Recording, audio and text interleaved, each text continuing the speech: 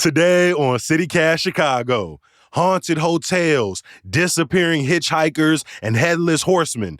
These are just a few of Chicago's spookiest ghost stories. But what's the difference between a scary story and a historical tragedy? Mysterious Chicago tour guide Adam Selzer says it's all about how you tell it. It's Thursday, October 26th. I'm Jacoby Cochran, and this is What Chicago's Scared About.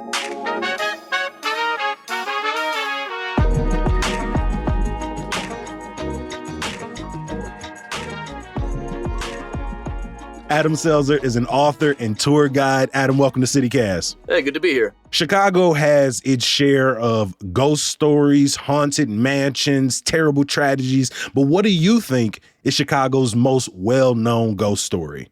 Well, our most well-known ghost story has got to be Resurrection Mary, the Vanishing Hitchhiker. And a lot of cities have vanishing hitchhikers, but usually it's something you hear about happening to like a friend of a friend of a friend of the guy you waited in line for Space Mountain with. In the case of Resurrection Mary, there was a rash of first-hand sightings between about the 30s and the 70s. At this point, the story is so well known that if somebody tells me they saw her, I'm just not sure I believe it anymore. So what is the story of Resurrection Mary? Which, again, we're getting this started off right. That is a terrifying name that could keep me up at night. Right, that might be the whole point. Well, Resurrection Mary is one of those vanishing hitchhikers. People will pick her up while they're out driving, and then won't really say much in the car other than to point them down the road. Then they get to Resurrection Cemetery down on the south side, and she just sort of vanishes. Now, sometimes you can embellish this. You know, the vanishing hitchhiker is a common legend. In the 1940s, folklorists started writing down all the tropes. The guy meets a woman in a ballroom and dances all night. Her hands are cold, but that means her heart is warm. And at the end of the night, he offers her a ride home, but as they go by the cemetery, she screams and vanishes. So he thinks that perhaps she just jumped out of the car, so he drives to the address, and the mother says, "That can't have been my daughter. She died a year ago today in a terrible wreck."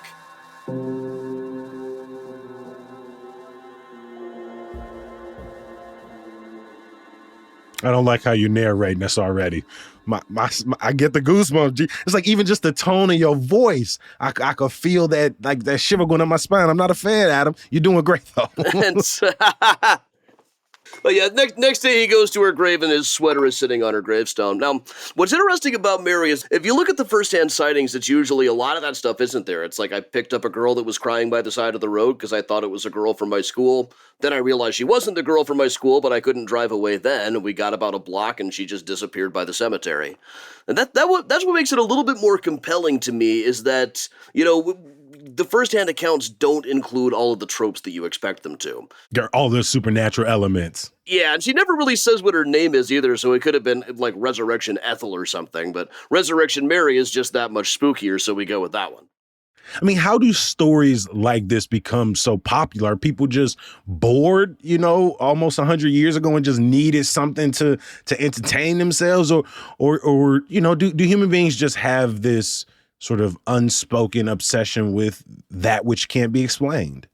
Well, I think that's always how it's been. We've always been interested in telling ghost stories. These go back hundreds of years in some cases. And, you know, the motivation for them changes. Sometimes it's how we cope with death. It's how we cope with trauma. Sometimes it's just fun to scare people. And then, well, ghost stories evolve like similar to the way that, say, folk songs evolve. They kind of travel from place to place and take on different aspects as times change. What do you think is a Chicago ghost story that a lot of people don't know and you think more people should look into it? Oh, that's a good question. There are quite a few of them. A lot of them just kind of slipped through the cracks, and whatever house they were supposed to be haunting got torn down or something like that. One that I really like talking about, and it's hard to find firsthand accounts of any of this stuff, but supposedly there is a headless horseman who rides around on Loomis in the back of the Yards neighborhood. It is said to be the ghost of a guy who was killed during the Pullman strikes in 1894. Now, this isn't something we can really back up. I've never found a story of a cavalryman being decapitated in those strikes, not for lack of looking, but I love a good headless horseman story. I was going to say, I was like, that feels like another common story that, you know, is cross-continental. There are headless horsemen around. And I mean, a lot of Chicago's stories and haunted spots are really just places where awful awful things happen. I think about the Iroquois Theater. Do you think there's a difference between a scary story and a historic tragedy? Really, it's all comes down to the telling. Well, the scary story part is usually sort of the epilogue. Like when I'm telling a ghost story on a tour, I'll tell the historical story, and after that, well, here's what people say they have seen and experienced there since. And I'm it's you never know when the people say what they're seeing there. It's hard to vet these things. It's hard to tell whether they might just be making it up or what. And oftentimes when people are telling me these stories, I can tell when they're just telling me what they think I want to hear. If they tell me they see a woman in a white gown or a little girl chasing a ball, those two come up over and over and over again. But when they have a little twist on it, when it's not quite what I would expect to hear, then it's at least worth repeating. I don't necessarily vouch for it, but it's okay to repeat. Yeah. I mean, the Iroquois Theater example, over 100 years ago, a major fire took place. People weren't able to get out based on the construction. And in the decades since, people say if you walk past, I think it became the Oriental and now is the Nederlander. Am I correct in that? Is that the right? Nederlander, yeah. That if you walk past late at night, that sort of back alley, you could hear some of those screams. I mean, like, is this like a tragedy that's just so heartbreaking that maybe we shouldn't tell these ghost stories about them? Like, how does something like that help us to make sense of these events?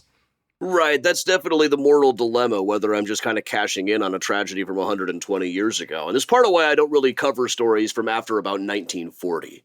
But one way, if the tours weren't telling the Iroquois Theater story, practically no one would be, really. It's part of what keeps these things alive and keeps interest in it going. Sometimes the ghost stories are just how they stay in our memory. And also, just the fact that these stories have stayed in our memories is why they become ghost stories.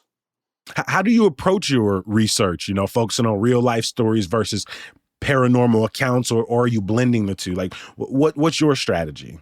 Well, the first thing to do is get as much of the history down as possible. That's really a whole separate sort of research than getting the ghost stories. And for that, what I like to do is get as many primary sources as possible. I'll go back to trial transcripts. I'll go back to old ladies' diaries, the microfilm room at the newspaper archives. Chicago had a lot of different newspapers at the time of the Iroquois Theater fire. By going through all of these, you get a lot of interesting stories and a lot of stuff in like the trial coverage. You find out that the fire curtain that was supposed to be made out of asbestos was really asbestos, cotton, and wood pulp, which saved them $56. So, yeah, once I've got that together, then usually it's a matter of I really want to find firsthand accounts of the sightings, people who've actually say that they've seen a ghost there. What do you think makes one sighting story better than the other? You say it, you like one that feels like a first person account versus a collection of tropes, but what's the perfect sighting story for you? Somebody who genuinely didn't know the backstory of a place, someone who was absolutely sober and seems fairly coherent when I talk to them, and one who isn't just kind of repeating something they saw on a ghost story TV show or something. Okay. Just the Svengoolie episode of the week, just sort of retold. Right, or just like rehashing something you saw on The Haunting of Hill House or something.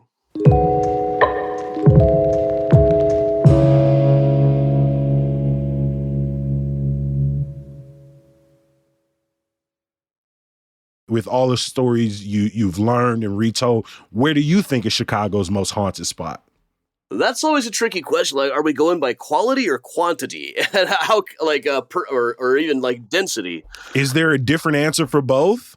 Possibly. I mean, you could imagine that the old Dunning Cemetery, which has tens of thousands of people buried in what are now unmarked graves, you can imagine there's probably quite a lot of ghosts there, but people don't really seem to encounter them very often.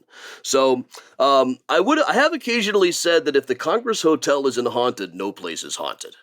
And there's a lot of real nonsense stories about that place, but we don't need them. There are plenty of firsthand accounts. There's plenty of real historical stuff.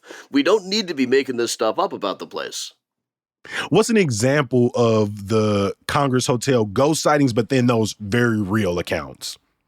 The very real ones tend to be the stuff you hear from the guards and the staff. Like one of the people working the desk told me a while ago, a whole group of Marines came running out of their hotel room in their skivvies, wouldn't go back for anything because of some kind of weird shadow they were seeing in the place. And there were a number of stories about this shadow that was scaring people. Like one guy called down to security and said, there's something in my closet, some kind of like shadow. I don't know what it is. And they said, well, sir, can you just look in the closet? He's like, no. and packed the bags and left. Oh my God. And then, I mean, over the years, what are some of the major stories coming out of the Congress? Because this is one that I knew all the way back as a kid. People were telling me that this is a haunted place in Chicago.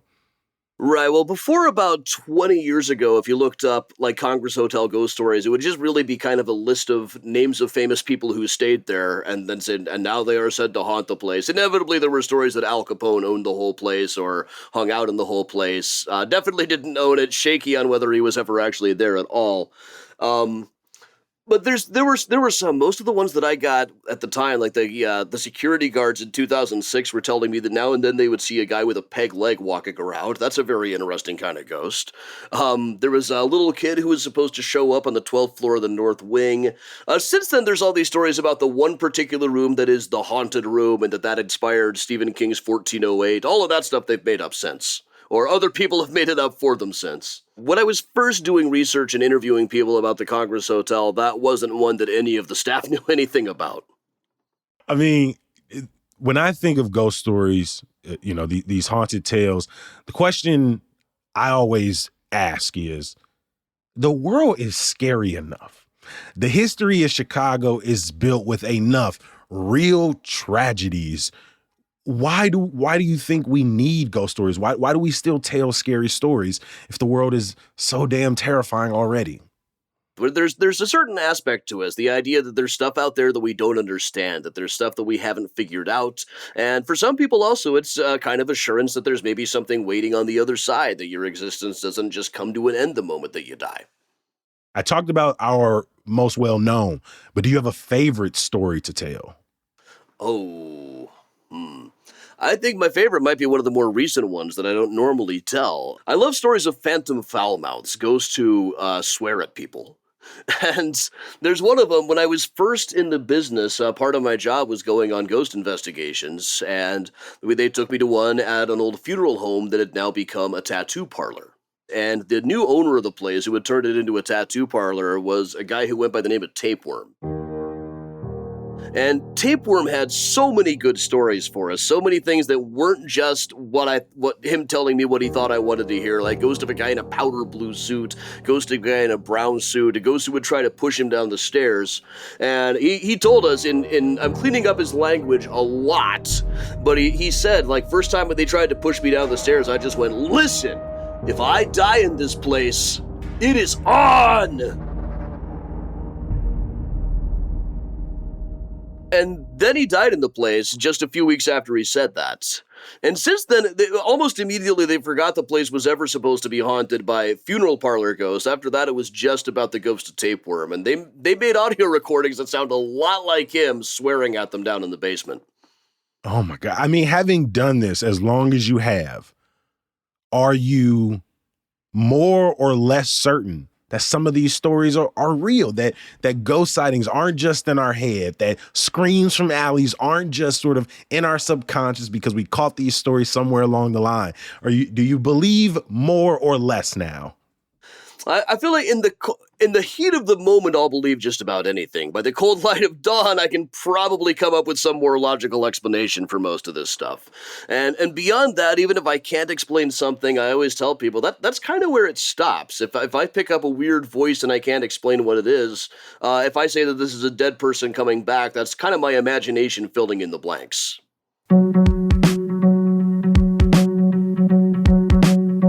Adam Selzer, author, haunted tour guide, and now, honestly, you've got me. I'm more invested in these stories than I were at the top of the conversation. Thank you for making time for CityCast today, Adam. Thanks, Kobe.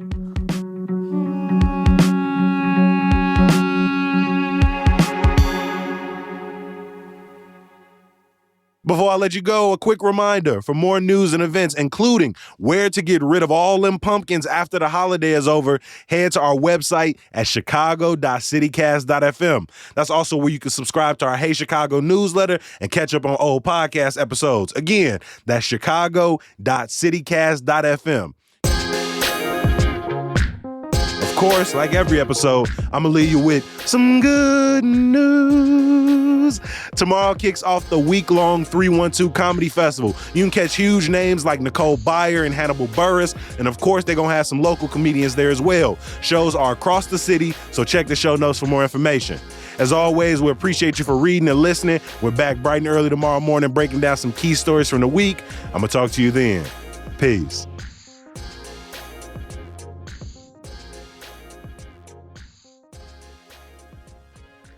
Just go on and hit that little star, right? Favorite it, bookmark it, make sure it's easy to get to.